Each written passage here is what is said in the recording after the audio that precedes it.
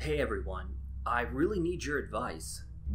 I think I'm in some serious trouble, which I will explain in just a moment. I am a man in my late 20s.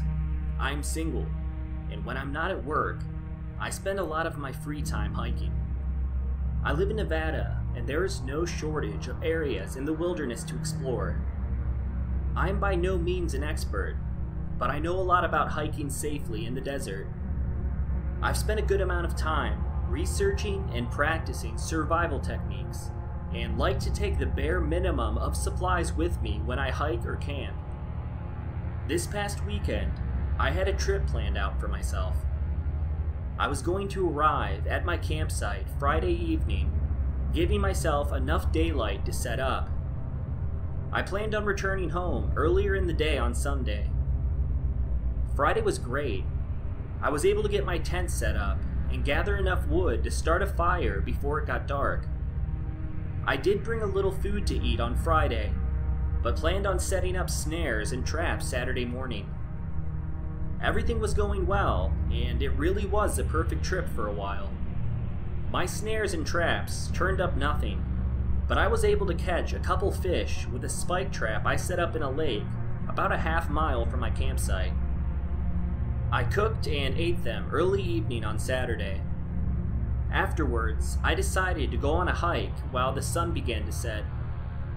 The desert looks absolutely beautiful in the setting sun's orange glow. It was very peaceful at first. It was getting dark while I was on my way back to the campsite. I remember becoming startled when I heard something. It isn't very rare to be caught off guard in the wilderness by different sounds, but I remember this being different.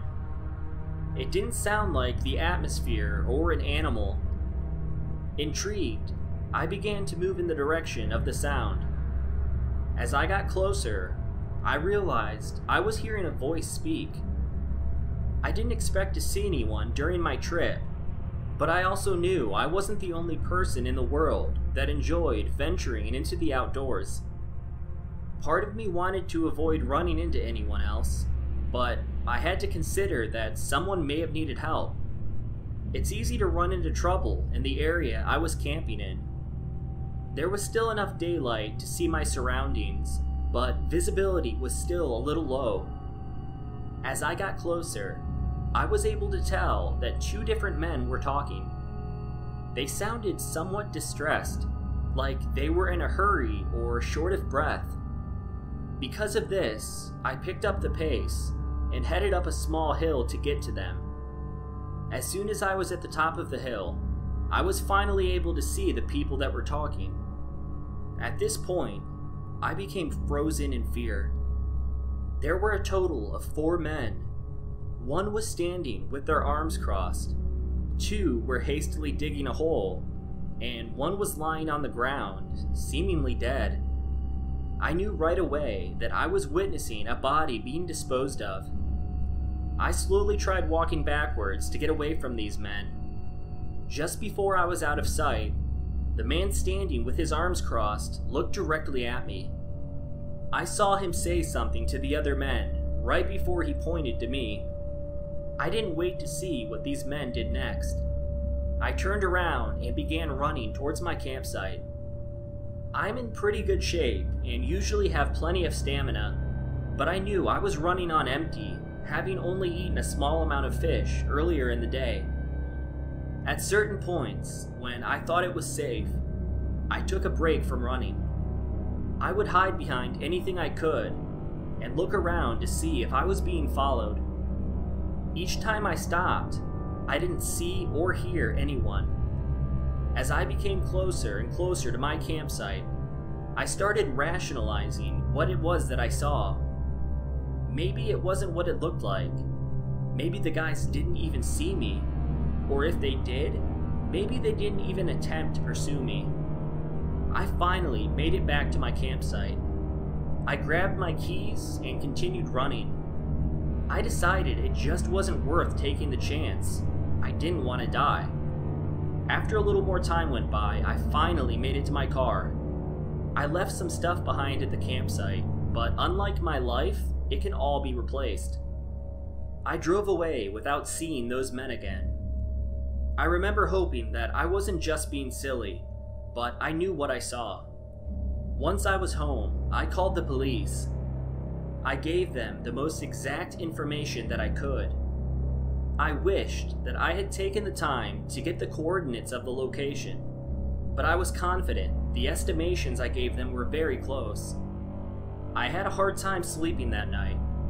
I've lived alone for years, but this was the first time I was scared in my own home. I didn't remember falling asleep that night, and was suddenly woken up by the sound of my phone ringing. When I groggily answered my phone, I was greeted by a park ranger. He asked me a few questions before informing me that several of them had gone out earlier that morning to look around. They did find my campsite and packed up my tent for me, but they found nothing else. He told me they scoured the entire area I told them about, but there was no recently disturbed dirt.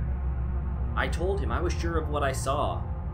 He said they would look around some more, but I knew he didn't believe me.